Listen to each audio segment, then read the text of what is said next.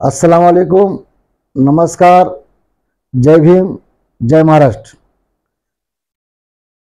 मी सोलापूरच्या तमाम नागरिकांना आवाहन करतो, दिनांक 18/4/2024 एप्रिल माननीय आमदार परिणितीताई सुशीलकुमार शिंदे यांचा नॉमिनेशन अर्ज भरण्याकरिता माझे मित्र शाहरुख खान हे मौलाली चौकात सकाळी 9 वाजता पदयात्रा काढून मुख्य पदयात्रेत सामील होण्याकरिता मौलाली चौकातून मिरवणूक काढणार आहे। ही पदयात्रा काँग्रेस भवन येथे जाणार आहे।